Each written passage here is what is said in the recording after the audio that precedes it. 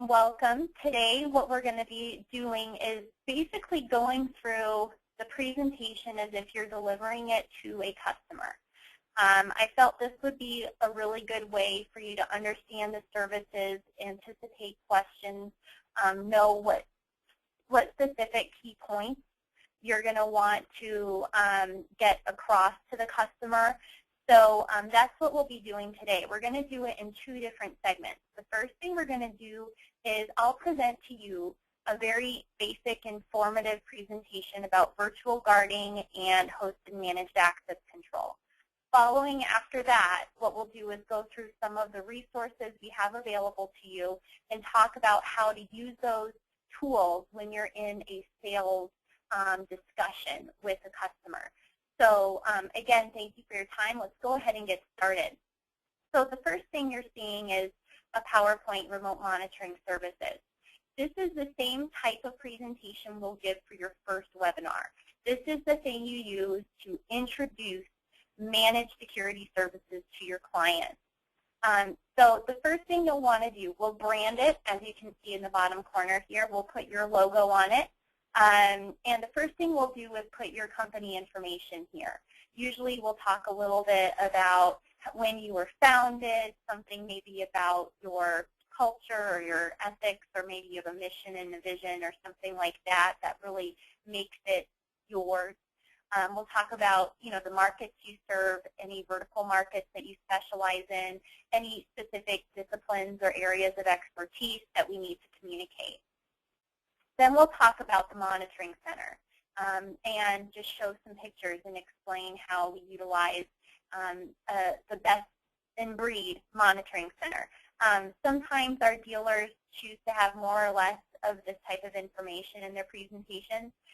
Sometimes they don't want to call out who they use as their third-party monitoring center, and we're sensitive to that, and that is fine. But this gives the whole gamut of information. So if you have one of those customers that really needs to know, why can I depend on you to monitor my stuff, this will answer that. So the first thing we talk about is how obviously a 24/7, 365 operation, how the building is UL certified, that the operation is CSAA 5 Diamond, and talk about what is the CSAA. It's the Central Station Alarm Association. And what they do to become 5 Diamond is they have to have all of their operators trained in a certain fashion and pass an exam. And then what our monitoring center has done that's a little bit above and beyond, however, is gone through the level 2 CSAA training, which is an optional. And on top of that, all of our operators, there's two different types of operators. If they're in our Tier 3 or Tier 2 support category in terms of technology, they have a minimum of an associate's degree in either IT or computer science. In addition to that, we have a lot of law enforcement type people at the monitoring center as well. We also have a hot backup facility that's located just about 30 minutes away from our core monitoring center. And these are just a few pictures to give your customers a feel for how the operation is run and managed, and that you can see we have not turned any corners in building this facility. All the redundancies and backups are done local on site, and then I mentioned the hot backup facility as well. So everything we have in 4 different places at least. Then we talk a little bit about the general offering. So we say, your company, now we offer some new services, which are monitoring and management. That is sort of the key, is that we're monitoring and managing systems that historically have been sort of left to run themselves. And we'll talk about all of these different items in more detail as we go through the presentation. But in general, it incorporates any kind of alarm monitoring and leveraging video surveillance in real time to not only verify alarms, but to stay continuously in touch with that facility throughout an incident and be able to provide more and better information to authorities or other guard personnel as they're being dispatched. This is when you'll talk about event-based monitoring and what that means. I think it was Kimberly King from Secure Alarm who shared a statistic with me that it's like less than 0.5% of video surveillance out there is actively monitored. I thought that was an interesting statistic. It's a very, very small amount of video that's actually being monitored in real time. And there's a reason for that. You know, it's not very effective, you know, to stare at a matrix of monitors and look at something, you know, hoping something's going to change or hoping you catch what you're trying to find when it happens. An actionable video or event-based video means there's some kind of a trigger. There's some reason we're looking at this video, which means that when we look at it, we're focused on it, we're able to really identify what it is that we're looking for. In general, it's proactive instead of forensic. So instead of having DVRs and, you know, servers that just record videos, so that way after something happens, we have some kind of evidence, assuming the cameras and everything were working properly, you know, to go back and look for. Instead, we're using real-time triggers so that areas like outside perimeter protection, that maybe vandalism has been an issue, maybe theft has been an issue, trespassing, loitering, those areas that have for so long been just unprotected, we can now protect in a proactive fashion. It means that the areas that maybe we've had guards roaming around and doing tours and patrols, we can have either, you know, a more sophisticated approach and augment and supplement that guard service, or in some cases we end up replacing physical guards with a virtual guard because the virtual guard is less expensive and more effective than having somebody kind of walking around and staring at monitors. In general, the effectiveness of the operator is key. So there's a statistic that says I think it's 80% of the information we try to look for when we're watching video is missed within 15 minutes of monitoring. So within 15 minutes, anybody staring at a matrix of monitors is only actually going to look at 20% of the data that they should be looking at. So that's a really important thing to consider.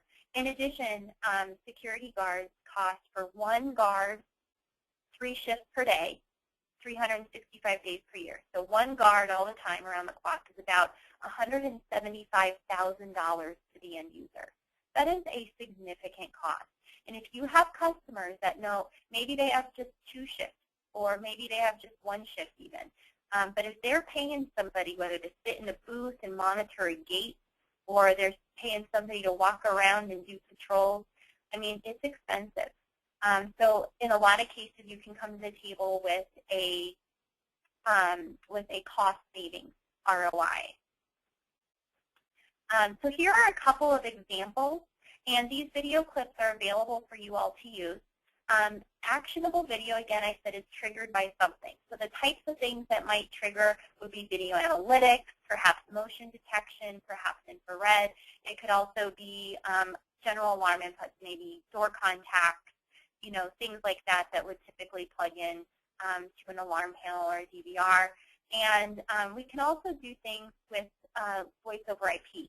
So we can have a panic button, we can have an intercom where we can, you know, be triggered to identify somebody and open a door. We'll show some examples of that. But in general, again, event-driven monitoring is based on an incident that's happening and there's a reason we need to look at this. So let me show you this first video clip.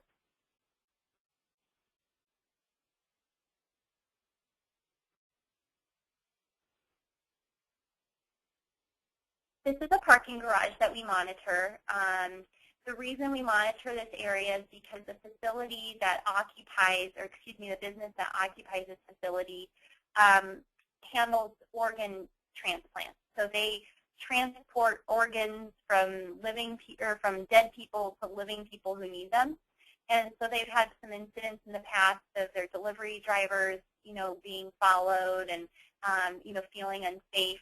Also, there's a train station across the street, so you can see this transient, you know, probably came from there, and sometimes they try to take shelter in the facility. And so, you know, employees leaving, things like that, it just didn't feel safe having vagrants wandering around at odd hours throughout the day and night.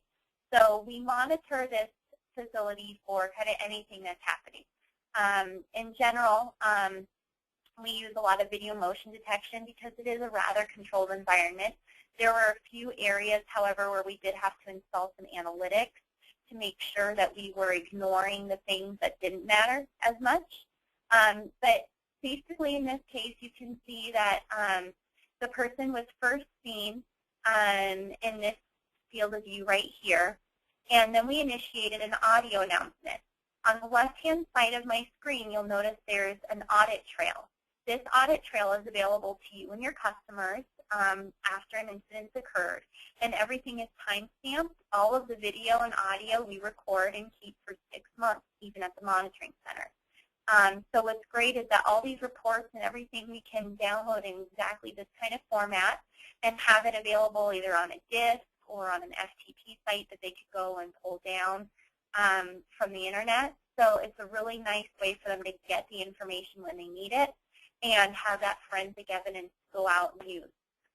Also, I mentioned that audio is recorded. So in this case, we do have an audio announcement. So I'll go ahead and play that for you. Excuse me, sir, this is private property. You must leave the premises. So you can see that audio is what triggered them to turn away and exit the building. So it works. That intervention, that is in a lot of cases our first line of defense is an audio intervention or a voice down announcement, as we like to call it. This next example is the same facility, different scenario. But this just kind of shows, you know, what would happen if we weren't monitoring. It helps you kind of play devil's advocate a little bit. But basically, you can see that this truck had a valid access card, which opened the gate. And then this BMW down here in the corner zooms through and gets through the gate before it closes. So tailgating is obviously a key consideration for any kind of access control scenario, whether it's a door or a gate that we're trying to manage. The challenge with tailgating is that, you know, it happens so frequently. Not so much with vehicles, probably a lot more with individual card holders. But it vastly reduces the effectiveness of any kind of security system on site. It makes the security policies seem to be unnecessary to the staff around, and it just, if they can get away with stuff, if it's that easy, if they can prop the door open and nobody really cares, you know, those things set a precedent that it's not a very secure environment. So what happened in this particular scenario, as you can see, we had quite the time monitoring this event. We were connected with the site from 5:21 until 5:43 was when the event actually ended. So 20 minutes we monitored this incident. But basically, the guy in the truck is a facility manager, and the person in the BMW was a subcontractor there to do some kind of a quote or an estimate of some sort. And so he actually, the facility manager, instructed the subcontractor, just follow me in, it's no big deal. So we didn't know that, obviously. So we started conducting voice down announcements, following them around from camera to camera, watching them navigate through the facility to see what these folks were really up to. And then finally we heard back from our on-site contact, you know, that this person was indeed allowed to be there. But what ended up happening was they ended up training their staff to be better about abiding by the security policy. They explained, this is how we handle visitors. This is why we handle visitors in this manner. And so it gave everybody that opportunity to learn. And the reason why I show this example is because, think about it, I mean, access control does a great job of keeping doors locked unless it gets unlocked with some sort of a valid access credential. And in a lot of cases, though, like I mentioned, access control alarms might not be monitored. And, you know, it really means, like, instead it's just a fancy lock. It's at the end of the day all we're selling. And we know that it's meant to do a lot more than that. And so this system allows us to really make sure that we take advantage of all of the stuff that they've had installed, all of the investment they've made in their security equipment. We're making sure that it's performing the way it's supposed to perform. Think of the I guess, alternative here. If we were not monitoring this incident and it was just being recorded somewhere, when would you know that somebody was on the premise and they weren't supposed to be? How would you find out? Before the damage was done or after the fact? And then once you know that there's a concern, how do you go about finding out how they entered the premises? How do you go about reporting and documenting everything that happened? And then not to mention the cleanup and the aftermath after whatever damage had been done. So this is a very good example of what proactive security means and more preventative security. One thing I had alluded to is how we had to incorporate some video analytics in a couple of areas of that facility. This is where I usually educate end users about what video analytics is. We talk about how we can actually classify objects, whether it's people or vehicles. So we can ignore if vehicles are supposed to pass through here, we can ignore that. But if there's a pedestrian where there's only vehicles or vice versa, we can alarm on that.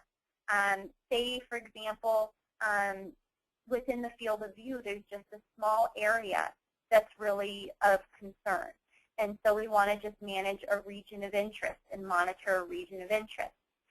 We can also monitor tripwires. So if somebody crosses over a certain line, it triggers an event. Direction of travel can be applied to a tripwire, meaning traffic is allowed to move from left to right, but not from right to left. That is one of the algorithms we use at this facility, actually, is the direction of travel. What we ended up doing there's a different entry point where there's an exit and an entrance at one area. And basically for the gated area of the entrance, we monitor all the ingress. And for the area of the exit, we only monitor the exit for people trying to enter through the exit. So we switch the direction of travel, if that makes sense. So that way we're always monitoring as people enter and not monitoring every time somebody leaves, because that would be sort of a waste of money for what this particular customer needed. Loitering is another thing that's rather popular. Parking lots, ATM vestibules, areas where maybe it's a transient, maybe it's a bunch of teenagers that tend to hang out and fight or do drugs or whatever they might do in a certain area. The loitering function, what it does is it will only send an alarm to us if a person has been in a certain region of interest for a certain period of time. So it basically assigns a timer to a region of interest, and it tracks that individual. And if they stay in this area for more than, I don't know what you might consider loitering. Maybe in some cases it's as sensitive as, a minute or 30 seconds. Maybe it's longer than that. But if somebody's hanging out and they shouldn't be, we can monitor those types of events. And this is just a couple screenshots that can help your customers understand the power of analytics and how these bounding boxes are actually created by the camera, by the analytics built into the camera. And so that way you can see that if we were staring at a matrix of monitors and this pedestrian here, pulling into that parking lot, if we were trying to look at that with our naked eye, it'd be really hard to catch. That would probably be one of the 80% that we would lose within the first 15 minutes. So having those bounding boxes shows, your customers, it illustrates to the end user how the effectiveness is enhanced in monitoring through this way, because it draws attention to the specific concern, the specific security breach that you're looking at. The next way we monitor video is through tours. We do tours for a couple of different reasons. In most cases, the reason we perform tours is because we are looking at an area that's very active. It's an area that we expect traffic to be coming and going on a consistent basis. And maybe what we're looking for is something that is more subjective than what any video analytic can tell us. In a lot of cases, we're looking for things like skateboarders skateboarding on an outdoor mall when they're not supposed to. That's a liability concern. People smoking cigarettes on a non-smoking campus. Things that are a little bit more intuitive, something that a human really needs to look for and intervene. And then obviously the obvious, if you see a fight, if you see something of concern, they would obviously intervene there too. But the reason for doing a patrol instead of an analytic is because if we were going to be doing event-based monitoring for a busy area, we would get alarms constantly. And then what happens is it becomes almost like we're continuously monitoring, which means our effectiveness would plummet, just like it would if we were staring at the matrix of monitors. So what we do is we initiate tours on a frequent basis to keep a pulse on a certain facility. And usually it's hourly kind of schedule, and then what we'll do is go through a series of different cameras, but each camera would be viewed every hour, something like that. And also what we'll do is use tours to sort of replace traditional guard patrols. So if we're actually in that process of augmenting or replacing a guard, a service, either a guard service or a person, what we would do is find out, well, where were their rounds, where were they typically, what were their post orders, what were they typically supposed to do? And we take what we learned from that, and then we apply it to how we do our tours, and we use the video as our way to navigate. Sometimes we use audio, voice down announcements as part of the tour. Sometimes what people are after is they want that presence. They want people to know they're being watched. They don't just want, to have the information back in the monitoring center. Sometimes they want that presence of security. So what we'll do is do a voice down announcement wherever there's audio enabled on the site saying, this is security. We are conducting a tour for your safety and security. Thank you for, whatever, your patients or something like that. And then we will do a tour of that area. So here's an example of what a tour looks like. And it's important, typically the types of customers that end up replacing guards with this kind of service, if it's not a budgetary concern, a lot of times it's a concern about whether or not that you're doing what you're supposed to do. It's more accountability versus affordability. So we're doing one right now where they used to have a guard come by, and basically it was evening shift. So when staff would leave, the guard would show up. When staff would return, the guard would leave, something like that. Just nights and weekends when nobody was there, no staff was there. And basically, what they found is they come in on the mornings and lights would be burnt out and was never reported. So they deduced from that clearly the guards didn't actually do their tour of this area, or else they would have told us that the light bulb was out. Maybe they'll find beer bottles or something like that that shows people were hanging out in an area, and it just shows, again, that they weren't effectively handling the incidents they were supposed to handle. So it's not only is it a lot of money to spend on a guard in general, but to spend that kind of money and not get the results you're looking for, that's really not good. Now, I paused it on this screenshot here because I thought this was a good example of, again, something more subjective that we might identify. You can see this door is propped open. There's no access control, no door contact or anything tied onto that would tell us that door was being propped open. So this is something they may just contact a local person, give them a quick call and say, hey, Joe, can you please close the door to the loading dock? Anyone could come in right now. And that's another way, again, to enhance the effectiveness of the security policy that's already in place. I should mention that just like any alarm incident that we monitor, tours are time-stamped and audited just like anything else. So your customers will have access to this audit trail, through the web portal anytime they want to see what they saw yesterday morning, what we saw last night, they can go back and see. Something you guys should all take note of as well is that in order for a tour to be complete, the operator has to hold their mouse button down throughout the entire duration of that tour. So that way they can't go to the copier, they can't go fill up their coffee, they can't sneeze.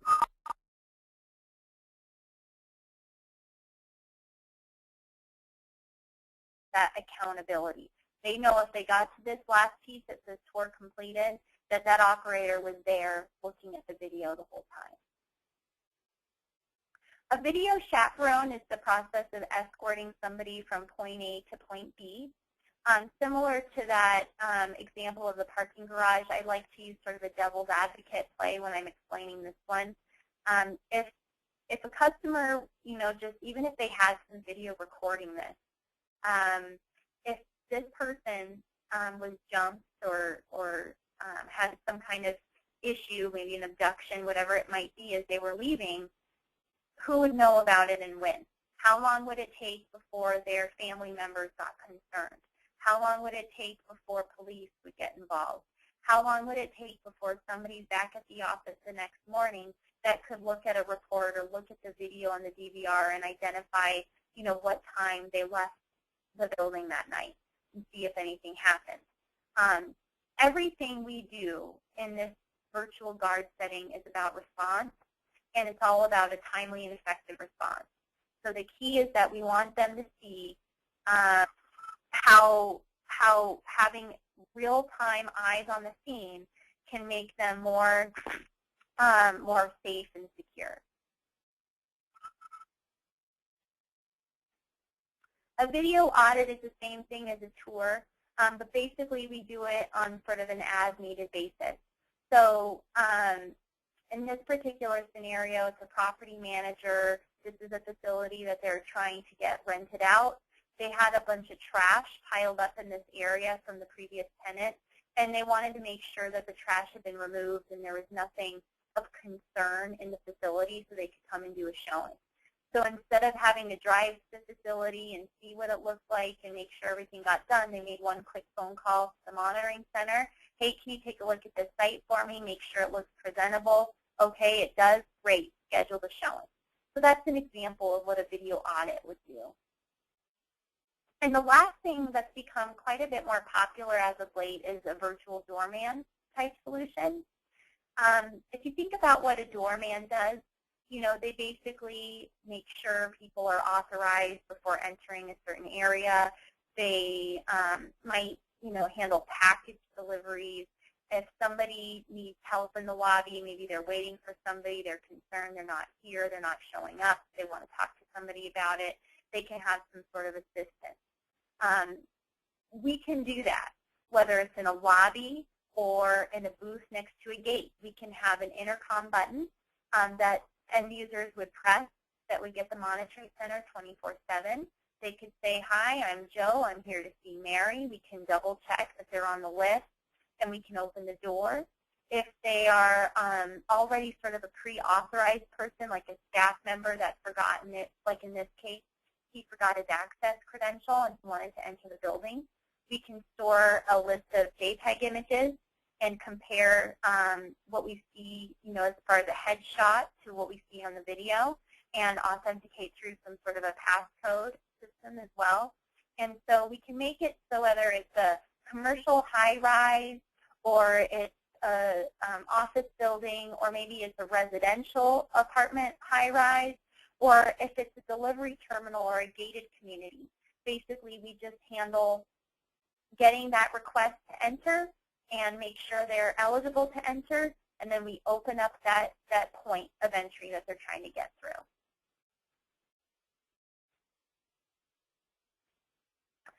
Conventional alarm monitoring, I'm not going to spend a lot of time on this, but obviously we can incorporate your standard intrusion panels and stuff into this system. We also can supervise openings and closings if you'd like us to do that. The general return on investment, again, is proactive approach to protect and not just forensic to find out what happened later. We can monitor for things that in so many other cases have kind of gone undetected or unmonitored.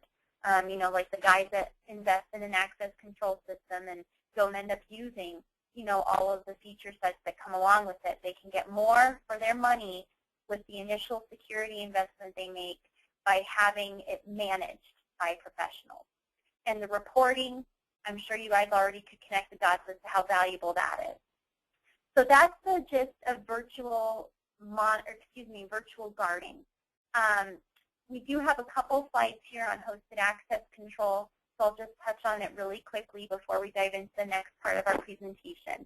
It looks like we're about 30 minutes in right now. We've got about 15 minutes more to go. I hope you guys all can stay for the rest of it. But basically, hosted access control, again, instead of buying a server and putting it on site, they can simply buy the panels and the associated door hardware. And what we will do is have everything hosted in the cloud. We can monitor those systems for alarms. We can monitor a lot of access control systems for alarms, not just hosted access control systems. So that can be incorporated into the virtual guarding stuff. But in this particular case, we're talking just access control. So the benefits, you know, they save on software licenses, reduce capital expense up front. By having it managed by either you guys or by us, the great thing about that is they no longer have to have people trained on how to use the system. They no longer have to worry about tampering. You know, if Susie at the front desk was intimidated by somebody and, you know, they asked her to print an extra card for them, you know, or somebody with ulterior motives hacks into it somehow, it's a lot harder to do that when it's in a rock-solid data center as compared to being just on site somewhere. And this is just a line drawing that helps people sort of understand the difference of what a hosted access control system looks like. So that is the presentation that you can use with your customers. And we can do this through a webinar. You can put this on your tablet or your netbook and, you know, take it with you wherever you go. It's a great, great resource. So really quickly here, I'm just going to change gears and show you the sales manual and how to utilize the sales manual as you're in that process of presenting and selling. So bear with me for just a second while I pull that up.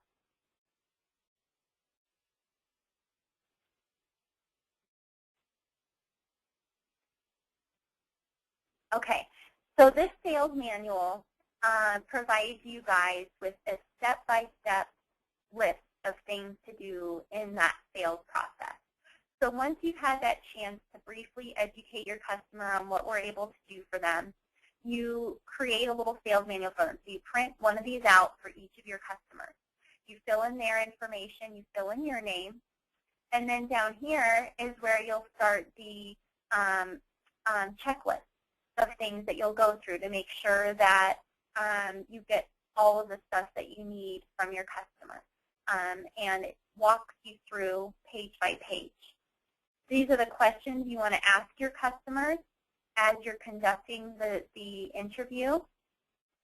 This helps us identify which of those services we just talked about would be best applied. This last one is a site survey, more technical. So if they already have stuff on site, what do they already have that we can work with? If they don't, you know, things like lighting conditions, is there a fence or not? Those are the kinds of things to take note of.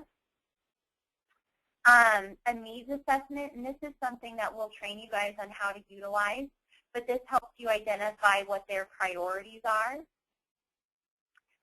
Some specific literature for certain applications. So this one's on protecting outdoor assets. This one's for property managers. And the last two slides here are for just the general evolution of how things are going more to hosted and managed platforms. The first is access control, and the last is video surveillance. And the next thing I wanted to show you guys is a trifold that we've developed for you. This is something that will have your company data logo on it. And basically, it's just a little trifold. You just fold it into 3 different areas. And the benefit is that it it makes it so if you don't have time to give that PowerPoint presentation, but maybe someone stops you at the grocery store or, whatever. It's a very brief elevator pitch kind of scenario. You give them this, and you can just quickly talk through with them how we deliver what we deliver. And, that talks about we monitor for events based on alarm triggers. We monitor tours. We can make sure that, everything is covered, all the different zones or posts are covered.